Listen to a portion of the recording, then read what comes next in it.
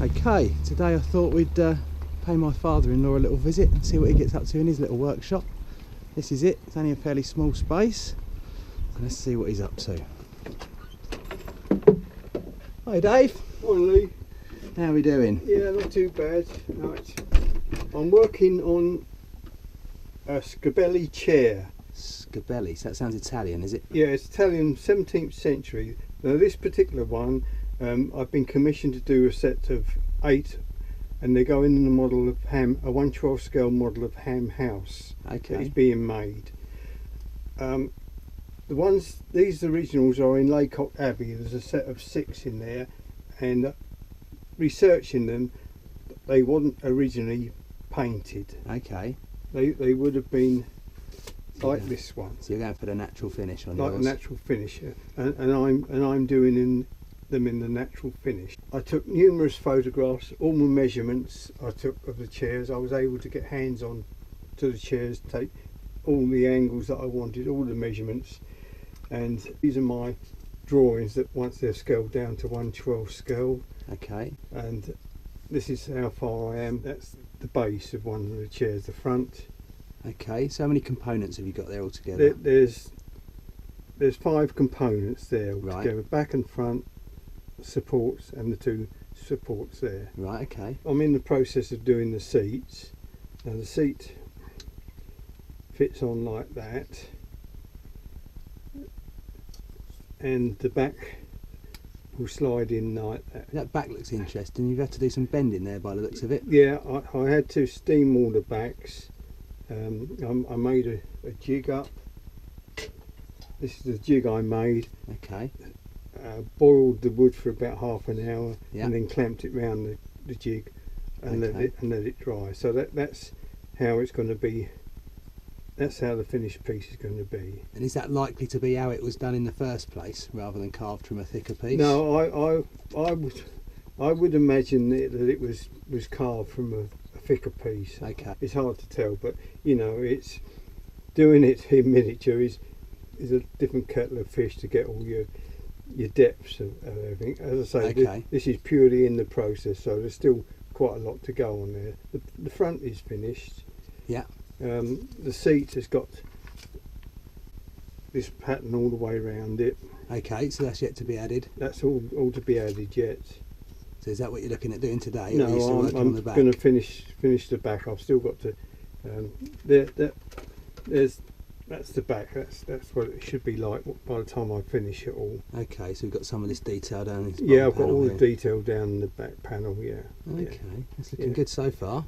Because I've got to do 8, I can probably use each drawing a couple of times, and I'll have to retrace it from the original one I've got there. Okay. So what I've done on that, so like I got it accurately, I shot from the photograph, done it in half, and then mirror images, so I knew I was going to get So it. you know you're working symmetrical, even if the original wasn't. because the original is probably not. No, that makes sense. So that's the way it goes.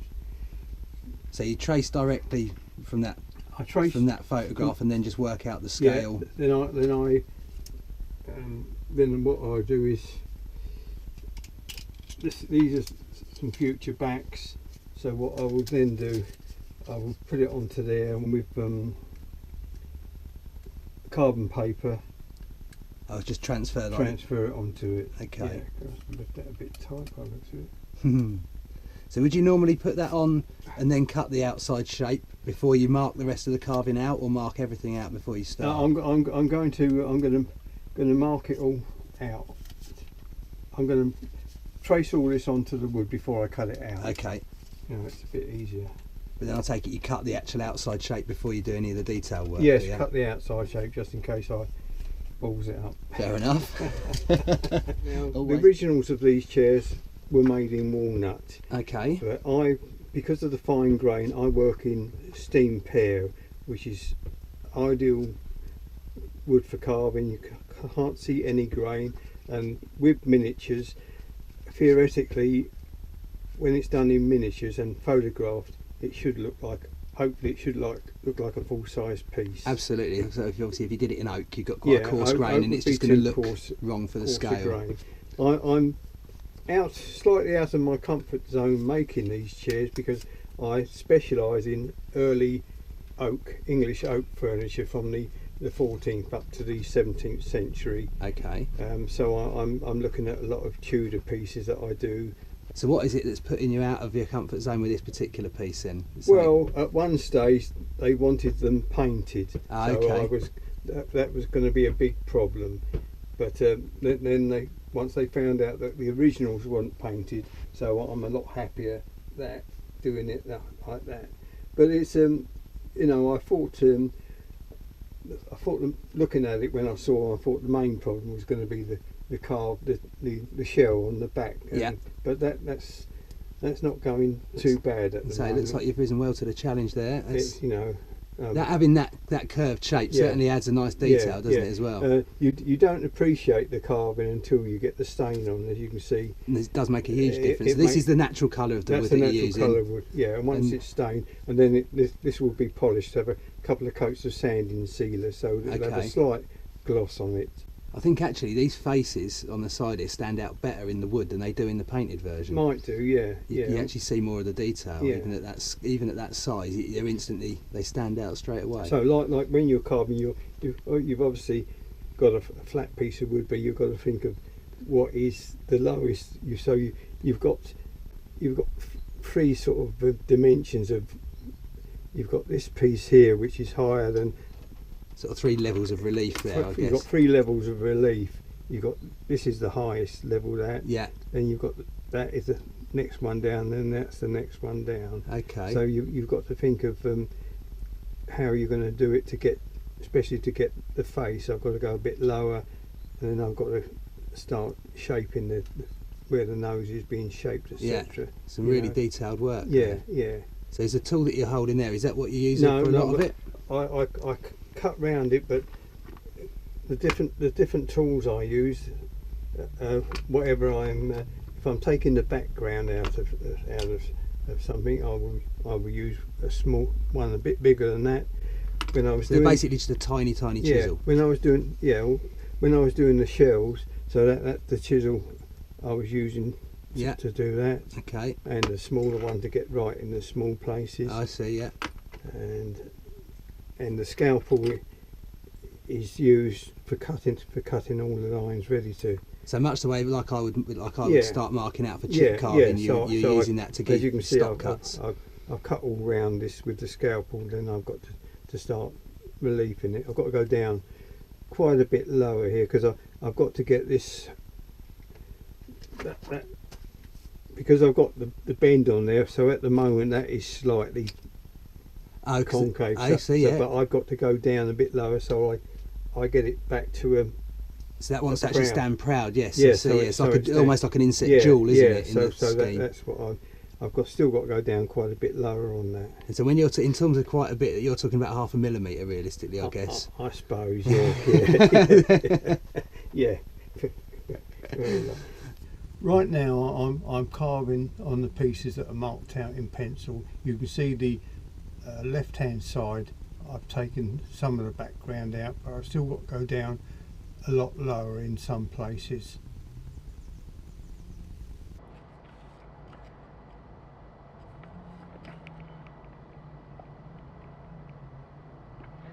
What I've got to do, I'm going, the piece I'm carving now, I've got to go down another level below. This has got to be lower than that line. Okay. So this throws this out a bit.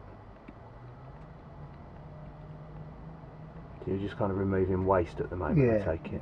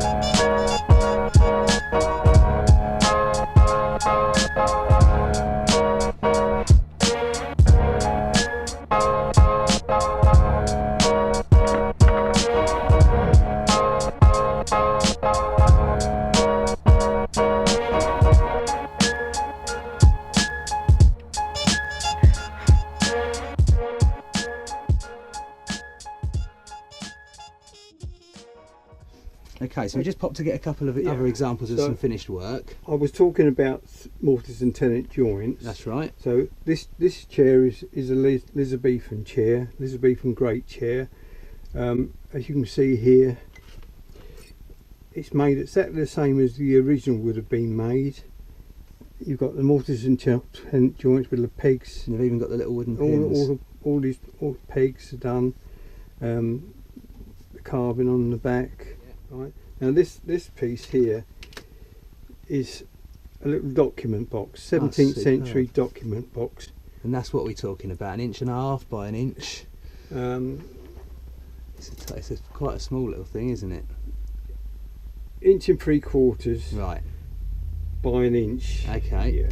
And this is a 17th century document box. So the detail on that is just remarkable. And this is all chip carving, this is. Yeah, so something that I do a little bit of. It's purely all done with a scalpel. Okay. All done with a scalpel. And I thought I was taking some fairly small chips. And this just opens halfway. So I make all the hinges and all the ironwork I make myself as well. So what do you make that out of? Out of shim steel. Okay. So this is I notice you've got a nice patina on it as well, yeah, so it looks authentic. I've got a blackening liquid. Okay. So this is a steel. It's probably about the thickness I would make. Right. Yeah, so it's quite shiny and bright, isn't it, as it comes? Yeah. So you just need to dull that Yeah, down. so you just need to. It works a treat, doesn't it? It does look like aged metal. But this piece I can't do like you've got here, where I've got a tracing. It's too small to do a tracing, so I have to draw this every time on the wood. Oh wow! You know. And I take it, obviously, to be able to do that, you've got to be magnifying that. Yes, to be able to draw it that small. I've got the magnifiers here. Okay. For general work, I use the 3+5 one, the glasses, but these ones magnify, and they're very strong. So that's just for the really fine detail. Really fine detail. Yes, like I was using these. These are 4 times magnification. Okay. So I was using most of the time I was using that to do that. Okay. But once again, this is a copy of the original piece. And was that again one that you got to actually get hands-on measurements from? No, I was given an introduction to Marham Church in Cornwall. Okay. And I sent him some photographs of my work, and he got quite interested in it. And so he said if I wanted any help, he would send me photographs. So that's useful, because it's a bit of a drive down to there, isn't it? I went down to see him, and ever since then, if he's got anything interesting, he sends me photographs with all the measurements. The photographs are all the angles that I want. Excellent. So so he understands your process, so that he can present the information. So I get all the information I want. Excellent stuff. Otherwise, my first introduction was to Hunting and Antiques over in Stowe in the Wold. Okay. Where he was interested in my work, and I was allowed to go over there and photograph any piece I want. Okay. And measure any piece up I want. So a lot of the work has come from there. So it does help to obviously if you contact in the antiques trade just to get you the access to the stuff you want to make. Yeah. Yeah. So I take it most of the stuff that you're making is a reproduction of something that already exists. You're not trying to reinvent this in miniature. No, they're all copies of original pieces. Okay. Yeah. So that makes it even more of a challenge, really, because you're looking to replicate rather than just be an artistic license. So. That's right. And also you've got to think that you're working on a scale of 1 inch to a foot. So if a chair leg or back of a chair at the top is was originally 1 inch thick, which would be that. Yeah. Then you've got to think of it as one of them. Indeed. So you're and a lot. This is where you see, especially miniature makers in their early stages, they forget about how thick it would have been. I mean, I've seen people make a cradle where the side of the cradle would have been in miniature. They've done it almost 1/4 of an inch. I see. So it would have been like. So that would have been about 3 inches thick or something. Yeah. So you've got to you've got to scale it down, and this is the main thing that you scale down. Okay. You know. Well, that does make sense. And I guess it obviously presents challenges with strength when you're coming to doing joinery. Yeah. So do you ever have to compromise on joint sizes to keep the strength, or do you just go, keep it as the plan? I basically keep it as a plan. So like you've got little mortise and tenon joints in there. So you just got to be careful. How that you don't split the wood. Yes. So you bear in mind. So that is just about an inch. That is, I think. Yeah. So you've got to do that joint within there. You see. Absolutely, yes. And you use the same type of rules for the joints in terms of the strength of stuff and using the. Yeah.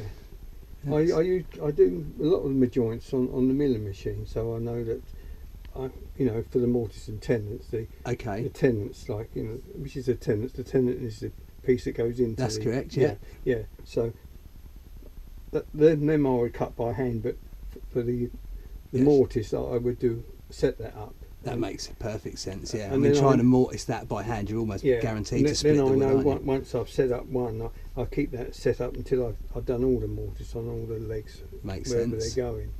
Yeah, because the thing is with chairs, it's not even as straightforward as a straight no. mortise. They're often angled, aren't they? No. So that must take a bit of, take some setting up. I use for cutting out this. I use a vibrating fret saw. Okay. To do all me cutting out. I much prefer the vibrating ones than the ones that the blade goes up and down. Okay. I find them more accurate. That makes sense at that scale, I guess, because you're not looking. You don't want so much movement, do you? Yeah. I mean, there's some of my little. I make all my chisels. They're made out of masonry pins. Yeah. So you've got a fairly hard steel in the first place. I do basically a set of 6 different ones that I can use. That's right. Whatever I want to carve. The Swan Morton knife. I've always used the 10A blades. I always me too. I don't use anything but the 10A blades. That goes back to back to the print trade, I guess. They're always the blade of choice in the print trade. The 10As. Yeah. So that was that was the only one I can remember that sticks in my brain. Very useful blade. I made 2 of these for a model of the Doge's Palace. Okay. And I made a pair of them for the Museum of Fine Arts in Florida. And once again, I was able to. These were a set of 8 that they had in Huntington Antiques in Stowe in the Wold. So I was able to go down and photograph them, measure them all up, etc. They're smaller. Oh yeah. They're quite a bit smaller than the one I'm making at the moment. Quite a lot smaller, but that's But still exactly to the scale of the original. To scale, to the original, yeah. So like you say, it's a similar style, it's isn't it? With the construction method and the general. The back is more or less upright on this. But, it is, yeah. But as I say, they wasn't a comfort chair. They was a whole chair, which you see a lot of them in the historic houses, and you'll see them just jotted about here and there. Yes. But no, some of them didn't have any carving at all on them. So they're more for the purpose of impressing guests than they are for sitting comfortably. Yeah. Okay. Understandable. Right.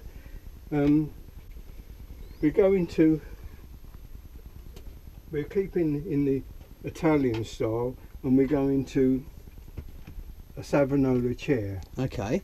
This one looks a bit more complicated in some ways. This is a Savonarola chair named after the notorious Dominican monks. Okay. Savonarola.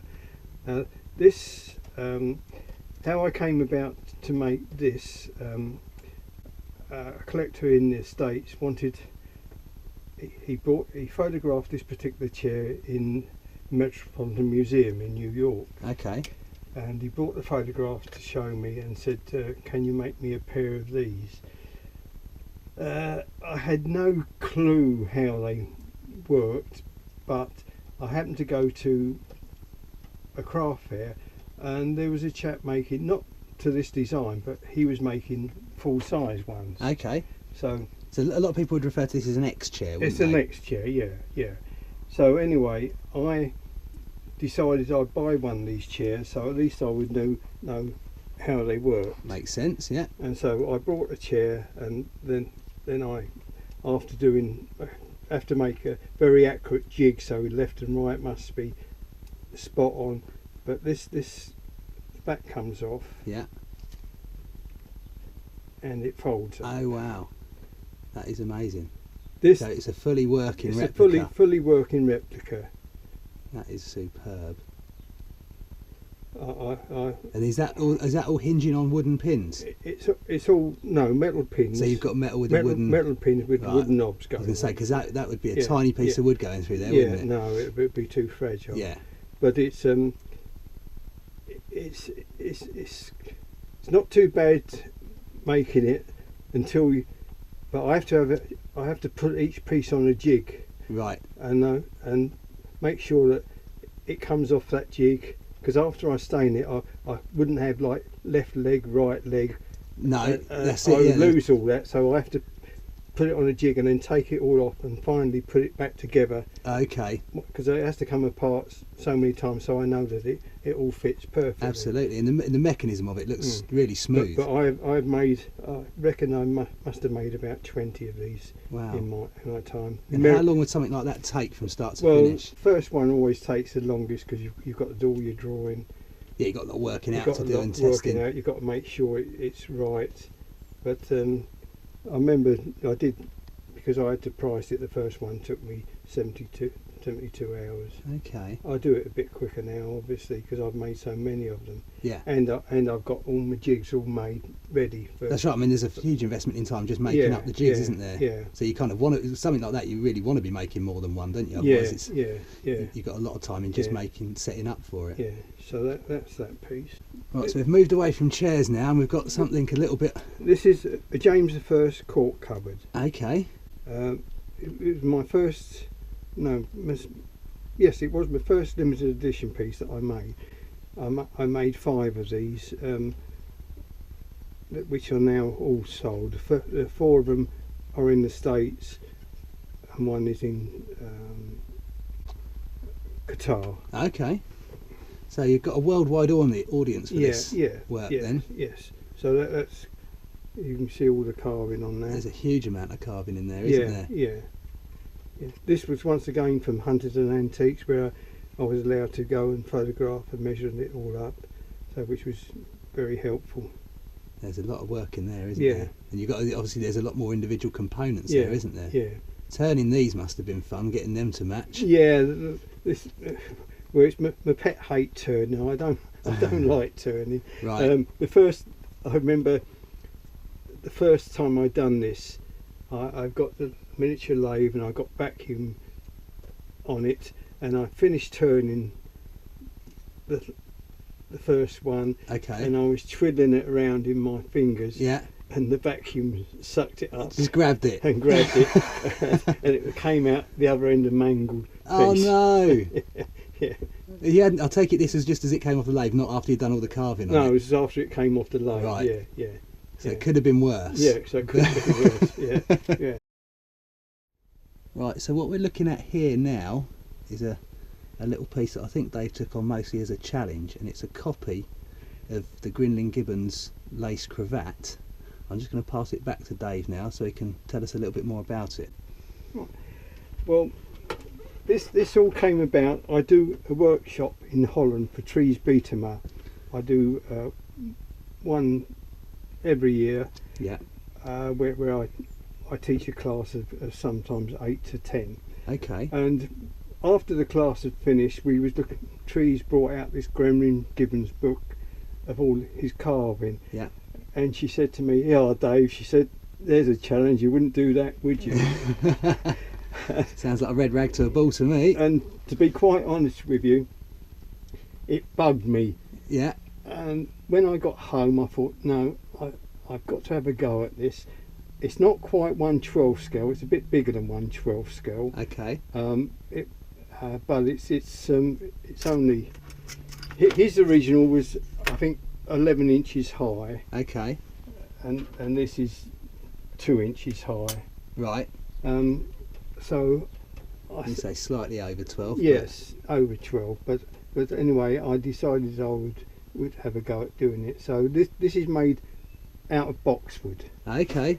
Because it's a bit hard, and I thought I'd have more of a chance than if I did it in pear. Okay. So Was that from a strength point of view, or from the strength? Yeah. Okay. Yeah.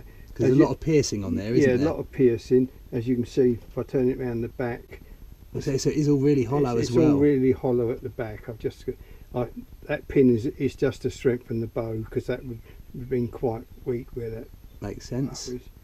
So I carved this, and at the time I didn't have the courage to take the piercing all the way through, and then I decided I would take the piercing all the way through, and I did that at a later date where I hollowed out the back more, and I took the carving, I took the piercing all the way through. Wow. And this is a piece I just keep for myself. That makes sense. It's a nice challenge, and obviously a lovely reproduction of a really recognisable piece. I believe the history of this piece, at a dinner party, Henry Wimple actually wore the carved piece. Oh, I see. And it looked so real that his guests wanted to handle it. They thought it was a real piece. I see. I think the original of this piece is in, I'm not absolutely sure, but I think it's in Chatsworth. Okay. Chatsworth House, I believe. I remember seeing it featured on a TV programme a little while ago. It was featured on his programme. Yeah. Yeah, it's very, very interesting programme actually. Yeah, but as I say, it was a break from what I normally do. Yeah, just something to give it. Yeah, it's not a functional piece. It's not not furniture. Piece. No, it's just a challenging carving. A piece I done for myself. Yeah, Excellent stuff. Basically, what I do. But I've been doing this now for 23 years now. 20? Is it that long, really? Wow. Yeah, 23 years. But as I say, most of my stuff is Tudor, Jacobean, etc. Done cork cupboards. As I say, a lot of my work now is in museums. Especially a lot of it is in the States. So I take it's something fairly unique. There's not a lot of people out there doing this, is there? No, I'm basically the only one, as far as the only one in England that specialises in the way I do. Okay, excellent stuff. Thanks for that.